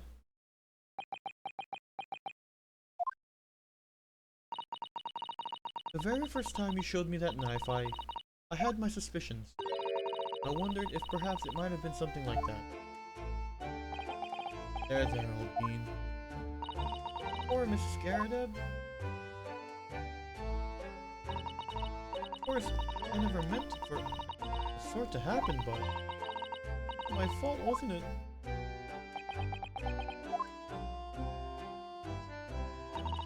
I take full responsibility. I let my anger get the better of me. I threw that book. I threw the knife as well.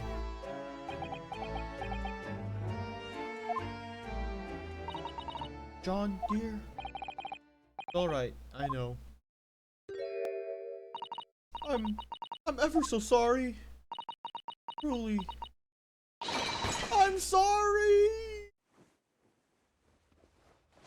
And she's down for the count. Oh, never mind. She got caught. Oh, but she's too heavy. Oh no! Well, oh yeah, he was in a fire. That's why his underwear showing. What a turn! What a turn right there. Lord Van Sykes, what news of Mrs. Gyarados? She's been taken to the infirmary. It would appear that today's events had left her in an especially flustered. However, I believe she will recover in due course. There is no cause for it. Yes, unbeknownst to themselves, They caused what could easily have been a terrible tragedy. They still have to prepare themselves for the consequences of their actions. There's some good news, however, my lord. I just had word from the hospital where the victim was being. Her condition is improving steadily, and the doctor believes will regain consciousness. It's strange.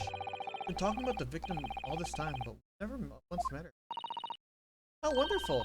The woman is out of danger, it seems. Yes, that's good news. So, Mr. Sosuke Natsume.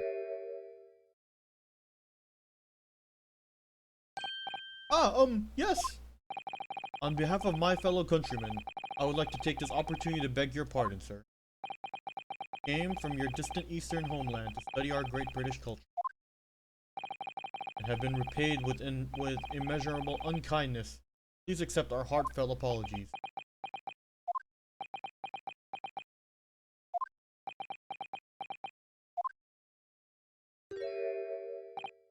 No, it's me who should be begging your pardon. Oh no, Mr. Natsume.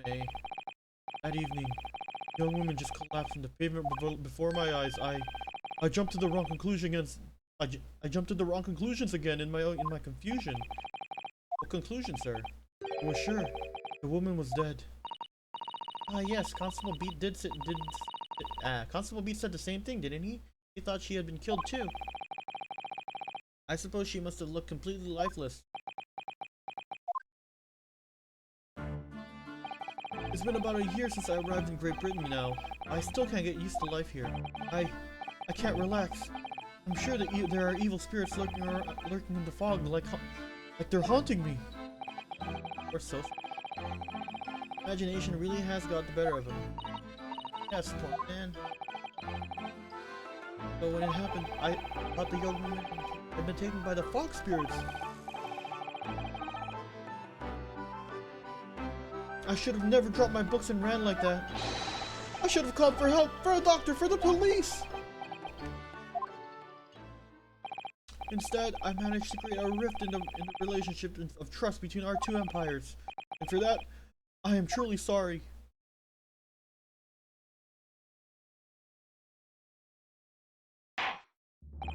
One could indeed say that some sort of mischievous spirit has been at work here, I think. One that caused a chain of unfortunate mishaps. We were befooled by the spirit and led to false conclusions. But thanks to Lord Van Zykes and our young lawyer here from the east, that chain has now been broken and the spirit exorcised. I heartily commend you both. Oh! Now then, ladies and gentlemen of the jury. Yes, my lord. In concluding this trial, I must ask one last time for your decisions regarding the defendant's culpability. Are you ready to present your findings to the court? As the foreman of this jury, I can assure you we've reached a fair and just conclusion. I do declare that the truth can be extremely cruel at times. Well, I didn't suspect the woman sitting next to me. That's for sure. Looking in for the old bean whilst she's out of action. But you know, but I know what her decision would be. Does it mean I'll finally be able to get out of here and start work? Well, about time! I say, I'll have a corker of a story to tell my grandchildren when I get home, won't I? Very well, ladies and gentlemen of the jury, I hereby demand your final decisions. Mr. Foreman! Not guilty. Not guilty. Not guilty. Not guilty. Not guilty. Not guilty. Let's go! That's a winner right there! Very well, Mr. Sosuke Natsume, I hereby pronounce you not guilty. Let's go!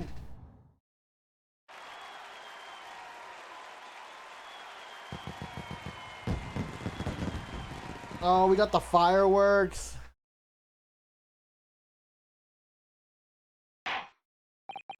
And finally, Mr. Natsume. Oh, yes, Lord, sir. You are now a free man once more. It is my hope that you will continue to further your education in British culture. And may you never again be brought before me. Oh, Oh yes, sir. Of course. On my life. I swear I'll never set foot in a courtroom again. I'm transported to tears. Thank you, consuls. Court is adjourned. Oh, look at that. What a happy ending. Hopefully he doesn't die like the last one did. 20th February, 3:17 p.m. The Old Bailey's defendant's antechamber. Oh, locum. Wait, you mean me? Of course! Is there any other locum here? Is there even one? Compared to the original locum student, Mr. Naruhodo Esquire, your name has become rather short, hasn't it? What's wrong with using my actual name? Oh, at last I'm free! I'm free! Joyful, joyous, jubilant, jubilation! Heady, hearty, happiness, hurrah! Oh, I'm pleased. Mr. Natsume is delighted. Would it be so hard to say that then? Locum, you did it! Save me from the brink! Well, what happened to the poor woman was in no way your fault after all. I'm just glad everyone can see that now. No, no, no! Not that! Lovely, loyal locum lawyer! Yes? I mean, as I said before, I have just never got used to life here in Great Britain. Every time I look over my shoulder, I see foreigners, towering brick buildings. And from high up windows, I can see them looking down at me, laughing. Look at that little hunchback. Oh dear, I'm sure it's all in your head, Mr. Natsume. But today, you locum lawyer gave my gloom the boot. You stood firm behind that baronial bench before all those babbling British. You battled to the bitter end, laying bare the baffling truth. And when I beheld the blinding fireworks among the beams of the Bailey's roof, I bellowed, "Behold, the best barrister I've ever born!" This guy does love his alliteration. Well, that's very flattering, and we're very pleased for you. This has given me a wonderful anecdote to recount my old friends back in Japan. An anecdote? That was become of all my hard work? Ah, there you are, my dear fellows. I apologize for keeping you waiting. I rose late this morning. Oh, it's Mr. Sholmes. What a pleasure to see you. I see I am here not a moment too soon. A disaster has been averted, I'm glad to say. Oh? The trial shall begin presently, Mr. Naruhodo. And I wish you the very best of luck. It's just finished. What? No! Then my haste was in vain? Ah! It's you, Herlock Sholmes! Oh, have we met, sir? This is Mr. Natsume, the man you had arrested, Mr. Sholmes. Ah, I see. I failed to recognize you at first. Our previous encounters have taken place in the gloom, either your bleak lodgings or that prison cell. I simply could not face the curious face in the light. Charming. This is all your fault. Herlock Sholmes, you're the reason I had to go through this terrible ordeal. I'm going to give you a piece of my mind. My apologies, sir, but I assure you, I have placed you now. You're the fellow who abandoned that poor young lady and ran off, are you not? Ah! Had she been taken to the hospital more urgently, I feel perhaps she would have regained consciousness by now. Oh! But it was unavoidable, I'm sure. We are but humans, after all. Anyone would have been shaken by such an experience.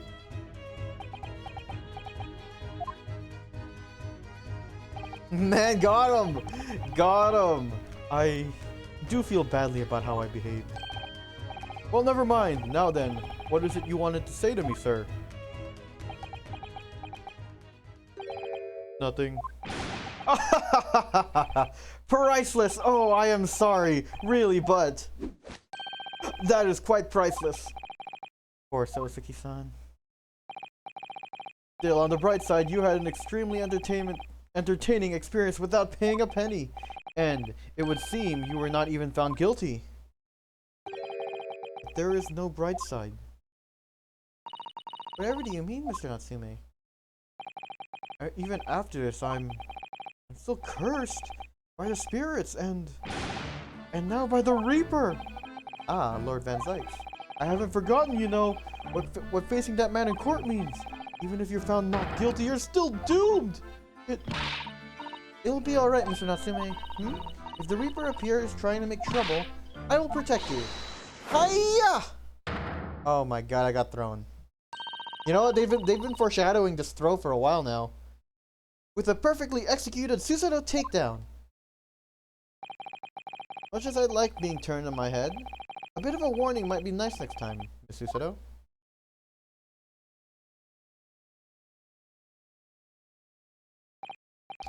So, Mr. Natsume, what do you intend to do now? You mentioned something about recounting your experiences to your friends back in Japan?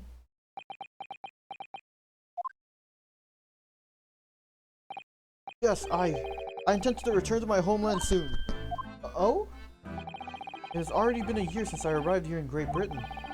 I've visited universities, libraries, bookshops. I've been honored with the tutelage of professors.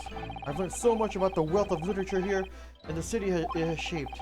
And I've come to realize that it is my calling to sail home and tell my fellow countrymen about it. That's very touching, Mr. Natsume. Or perhaps, less veiled terms. You wish to withdraw halfway around the world to escape the terror of the Reaper's curse. That's not it at all! The more I learn of literature, the more the strange feeling claws at my insides. I feel compelled to return to my roots and attempt to pen a work of my own. Oh, I see. A work of literature by Soseki-san. Would be an interesting read. And what about Miss Susanoo and yourself, Mr. Naruhodo? Sorry? What about us? Will you return to Japan alongside your mustached compatriot? Why would we? A week has not yet passed since we arrived in London. And not only does it feel as though we have finally found our feet, and you are accommodated in a hotel at present, are you not? That's right, we need to find lodgings before it bankrupts us. I've calculated we can only afford another 10 nights before our entire budget is exhausted. Well then, you could take my lodgings. Oh, the windowless room. But what it lacks in windows, it more than makes up for with the floor and the ceiling and walls. Great. And of course, I'd be happy to leave behind the accursed evil spirit. Oh my, an evil spirit? Oh yes, it tries to suffocate you while you sleep. It's an infallible wake-up call. Well, we'll think about it, if that's alright. Perhaps I can offer a more welcome alternative. Would you consider taking lodgings with me? Really? Well, a vacancy has conveniently presented itself, though it's up in the attic, I might add. Are you sure it isn't just a storage loft? I spoke with the landlady this very morning on the matter of price, and Iris is cleaning the room as we speak. You must come at once. I presume you have no luggage to speak of. Oh, this is simply wonderful! What an honor to be invited to take lodgings in the great detective's office's attic! I'm too overcome for words. So, suggesting we look elsewhere is out then. Then it is settled. Iris will prepare a welcome dinner this evening. And you must come too, Mr. Natsume, I insist. I don't know what to say, but thank you, and yes! Wonderful! Then I'll go and complete the paperwork for your formal release, Mr. Natsume. It shan't take long. Somebody's happy. Welcome. I knew you wouldn't let me down. I'm truly delighted to have met you here in London. Likewise, Mr. Natsume. Been a privilege meeting you too. It's a shame that we're going to have to say goodbye so soon. Well, I've come to realize that I belong in Japan. But Locum, we will meet again one day. Yes, I'm sure. Hopefully by then I'll be a successful lawyer. Hopefully by then I'll be a successful author. Well, my dear fellow, our carriage appears to have arrived. Shall we go, Mr. Naruhodo? Yes, Mr. Sholmes. I've little doubt Mr. Natsume will be released in time for dinner this evening. So, with Soseki-san's innocence successfully established, we rode with Mr. Sholmes to what was to become our new home, 221B Baker Street.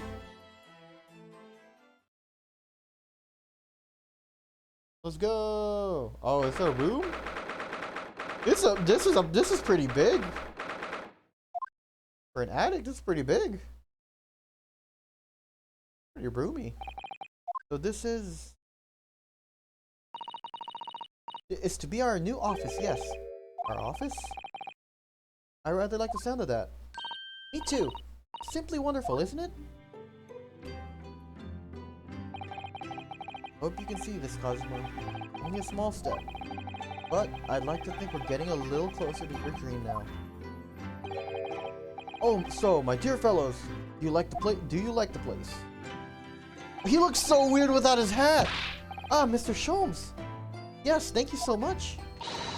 It's a delightful room, Mr. Sholmes. I simply adore it. Good, I'm pleased to hear it.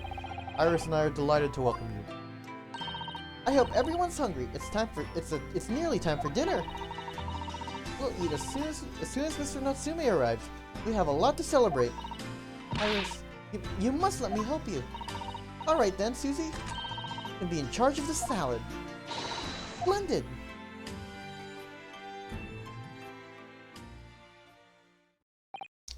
So, Mr. Naruto, how does it feel to have your own office in the capital? It's very exciting, actually. I can't help but wonder what adventures await us. Those were precisely my sentiments when I first established my office at these premises. Until I discovered the dark truth about the city of London, that is. Sorry? London is a glorious place full of wonder, opportunity, prosperity, and mirth. But the brightest of lights cast the darkest of shadows. Shadows? What do you mean? Well, I believe you're well aware of the murkiness that lies behind London's facade already. So once again, Mr. Naruhodo, welcome to London. Ooh, that was kind of ominous. Of course, at the time, I had no idea what the significance of those words Mr. Sholmes so casually spoke of. But it wasn't long before my turn came to lift the facade and see the true depths of the murk that lay behind it. And damn, they're just foreshadowing our final case. Hey, we landed in London. Let's go. Let's give that the old save-a-rooney. What an ending there. Adventure of the Unspeakable Story. That's the next chapter, dude. Well, we are gonna call it the stream there for now. We'll catch up with this next time. Hopefully, you know, get further along in the game. We're gonna start the adventure of the Unspeakable Story. But yeah, we're gonna call the stream there. And with me saying that, I'd like to thank everyone for watching. Special thanks for Solomon with the big raid. Do appreciate that. Also, shout out to the homie Chewy for being first. With that kind of admin taken care of, there's only one thing left to do, and it's to sign off.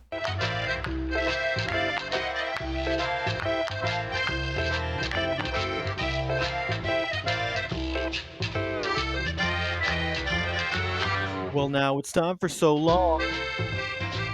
But we'll sing just one more song. Thanks for doing your part, 'cause you're real smart. Except for you and you, and that guy too. We can do anything that I wanna do. Bye everybody, thanks for watching. See ya. See you next time.